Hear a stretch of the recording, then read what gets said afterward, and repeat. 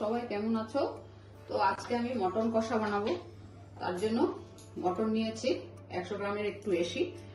আর মটনটাকে আমি টক দই, গোলমরিচের গুঁড়া আর পেঁয়াজ দিয়ে আর একটা গোটা রসুন দিয়ে ম্যারিনেট করে রেখেছি, আধা ঘন্টা ফ্রিজে রেখে দিয়েছি।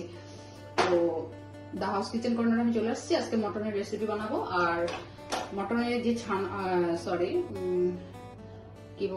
মটনের যেটা চর্বি থাকে, চর্বিটাকে এক্সট্রা করে আমি নিয়েছি। আর পেঁয়াজ নিয়েছি, আর এদিকে শুকনো লঙ্কাকে ভিজিয়ে রেখেছি, আর কস্তুরি মেথি পাতা লাগবে, আদা রসুনের পেস্ট করে রেখেছি, আর টমেটো লাগবে, আর একটু ঘি লাগবে, শেষে ঘি আর গরম মশলা লাগবে। তো মটন কষা বানাচ্ছি। আমি আধা ঘন্টা ম্যারিনেট করে রেখেছি।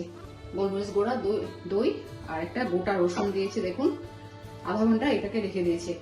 আর এখন আমি রেসিপিটা শুরু করব। তাহলে আমার রেসিপিগুলো কেমন হচ্ছে অবশ্যই আমাকে লাইক, কমেন্ট, সাবস্ক্রাইব করে দেবেন, তাহলে ভালো লাগবে। আমি রেসিপিগুলো করছি তো আপনারা ফুল ভিডিও দেখছেন না, তাহলে আমার সাথে থাকুন আর দেখুন ফুল ভিডিওটা কেমন করে করছি আজকের মটন কষাটা।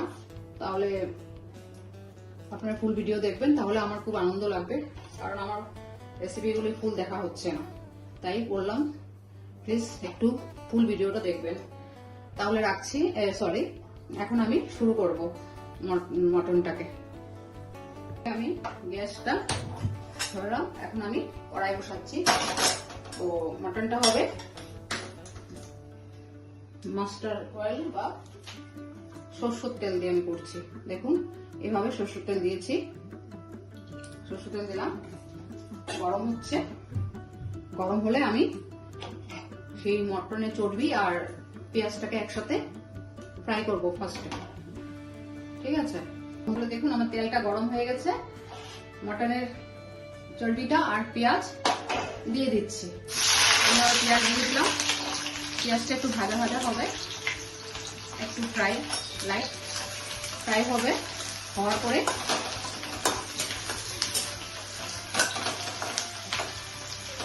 তাহলে আমার রেসিপিগুলো কেমন হচ্ছে আমাকে অবশ্যই জানাবেন। অনেকদিন হচ্ছে আমি কোনো কমেন্ট পাচ্ছি না, আর ফুল ভিডিও দেখছেন না আপনারা। জানি না কেমন হচ্ছে আমার রেসিপিগুলো, আপনারা না বললে আমি কিছু জানছি না। আপনারা ফুল ভিডিও দেখবেন, রিকোয়েস্ট। এখন আমি মটনের চর্বিগুলো দিয়ে দিলাম পেঁয়াজের মধ্যে। দেখুন, এইভাবে মটনের চর্বি আর পেঁয়াজ একসাথে ভেজে নিচ্ছি। অয়েলটা আরো সুন্দর হবে, মিঠা তেল, সরষের তেল দিয়ে করছি। তাই দেখুন খুব দুর্দান্ত এটা মটন কষাটা। জানি না আপনারা কেমন করে করছেন, আমি এইভাবেই করি। মটন কষা করলে মটনের চর্বিটাকে নিয়ে নিই। আর আজকে একটু কম আছে চর্বিটা, যাই হোক একটু কম, আর একটু বেশি হলে বেশি ভালো লাগে। তো মটন চর্বিটা নিয়েছি, আর পেঁয়াজগুলোকে এইভাবে করে নিলাম। করে আধা ঘন্টা ম্যারিনেট করেছিলাম আমি দই, গোলমরিচ গুঁড়ো আর পেঁয়াজ দিয়ে। আর এখানে একটা গোটা রসুন দিয়েছি। দেখুন, এখন আমি এটাকে ম্যারিনেট করা মটনগুলিকে দিয়ে দিচ্ছি। দেখুন, এই যে মটনের পিস, মটন দিয়ে এভাবে দিয়ে দিচ্ছি। এটাকে 10-15 মিনিট আমি এইভাবে ঢেকে রেখে দেবো। আমি এখানে টমেটোগুলো নিয়েছি আর ভিজিয়ে রেখেছিলাম গোটা লঙ্কা, কাশ্মীরি লঙ্কাগুলো গোটা। এখন আমি এটাকে পেস্ট করবো। তার জন্য এখন আমি ঢাকনাটাকে তুলে নিচ্ছি। তার জন্য বলি, আমার রেসিপির মধ্যে কিছু না কিছু একটু নতুনত্ব থাকে। জানি না আপনাদের কেমন লাগছে। আপনাকে যেরকম আজকে গোটা একটা রসুন দিয়েছি, আর আগে তেলে আমি চর্বি আর পেঁয়াজ দিয়ে একটু ফ্রাই করে নিয়েছি, কষিয়ে নিয়েছি। এখন তারপর মটনগুলো দিয়েছি। তো এই জন্য বললাম আমার রেসিপিগুলো কিছুটা একটু নতুনত্ব দেখা যায়। তো প্লিজ আপনারা ফুল ভিডিও দেখবেন, তাহলে বুঝতে পারবেন। ভাবছেন যে রান্না তো সবাই করছে, তো তার জন্য বললাম প্লিজ আমার একটু ভিডিওগুলো ফুল দেখবেন। তাহলে এখন আমি আদা রসুন বাটাটা দিয়ে দিচ্ছি। দিয়ে হবে। তারপর মরিচ আর টমেটো ছিল, ওটা দিয়ে পেস্ট করে ওটা ঢেলে দিচ্ছি। দেখুন, আর ম্যারিনেট করার সময় নুন দিয়েছিলাম, তো নুন এখন আমি বেশি দেবো না, তো আপনারা বুঝে দেবেন, আপনাদের যখন করবেন আপনারা বুঝে দেবেন। নুনটা আমি এখন বেশি দেবো না। এবার দিয়ে দিয়েছি, দেখুন দিয়ে দিয়েছি। এখন আমি জিরার গুঁড়া দিচ্ছি, হলুদের গুঁড়া দিচ্ছি, ধনিয়ার গুঁড়া দিচ্ছি।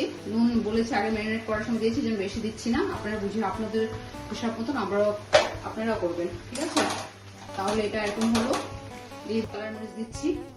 দুর্দান্ত গন্ধ বেরিয়েছে, কারণ চর্বিগুলি আগে পেঁয়াজ দিয়ে ভেজেছি। আর মাংসটাকে আধা ঘন্টা 1 ঘন্টা আধা ঘন্টা আপনার যা খুশি ম্যারিনেট করে রেখে দেবেন। তাহলে কাশ্মীরি কালার মরিচ দিলাম, দিয়ে কিভাবে দেখুন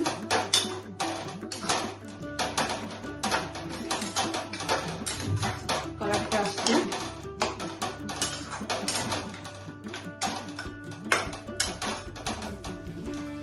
তাহলে আমি এখন ঢেকে রাখবো। তাহলে দেখুন আমি ঢাকনাটা এখন খুলছি, কেমন হয়েছে দেখি। 10 মিনিট পরে 10-5 মিনিট পরে দেখুন, সুন্দর দুর্দান্ত কালার, খুব সুন্দর গন্ধ বেরিয়েছে মটনে। এইভাবে করে আপনারা বাড়িতে করবেন। আমাকে একটা সাবস্ক্রাইব করে দেবেন, লাইক কমেন্ট শেয়ার করে দেবেন। দেখুন কি সুন্দর কালার আসছে, অনেক সুন্দর অয়েলি আসছে, তেল ছেড়ে দিয়েছে।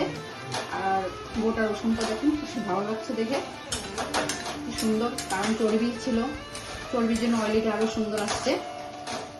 তো আমার এইভাবে আমি মটন করি, আপনারা অবশ্যই বাড়িতে করে আমাকে জানাবেন। তাহলে দেখুন কি সুন্দর কালার আসছে, কষানো হয়ে গেছে, কালার আসছে। তাহলে আমি আবার ঢাকাটা তুলে নিচ্ছি। এরকম সুন্দর মটন কষার কালার। আমার তো সব থেকে ভালো লাগছে কি জানেন তো, রসুনটাকে দেখছি যে আমি রসুন খুব ফেভারেট জিনিস আমার, তার জন্য আমি মাংসের থেকে আমি রসুনটা খেতে ভালোবাসি। দেখুন কি সুন্দর কালার আসছে, খুব সুন্দর কালার। দেখুন মটন কষা। এখন আমি গরম জল দিচ্ছি,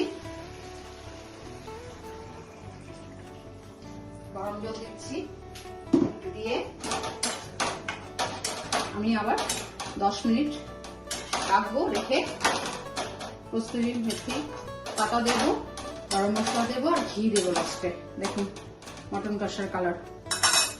তাহলে আমি আবার ঢাকনা দিচ্ছি, আমি আবার 10 মিনিট পরে ঢাকনা খুলে দেখাবো। তাহলে 10 মিনিট হয়ে গেল, আমি চলে আসছি। দেখুন এখন কষা হয়ে গেছে, গরম জল দিয়েছি, মটন কষা। এখন আমি কস্তুরি মেথি পাতা দিচ্ছি, দিলাম, ঘি দিচ্ছি। দেখুন ঘি দিচ্ছি, ঘি দিলাম, ঘি দিয়েছি, দিয়ে গরম মশলা দিচ্ছি।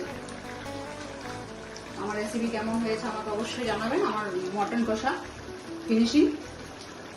তো আমি এখন একটা বাটিতে ঢেলে আপনাদেরকে দেখাচ্ছি। ওইটা দিয়েও আমি আবার একটু 10 মিনিট রাখবো, ঠিক আছে? ঢাকনা দিয়ে আমি আবার রাখছি একটু।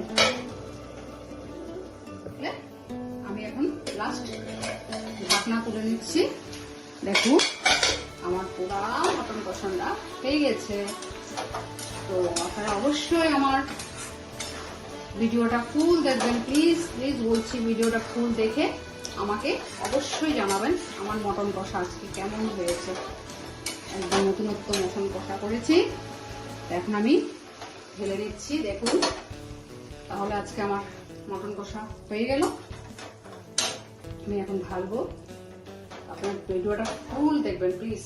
দেখুন আমার রসুনটা কি সুন্দর,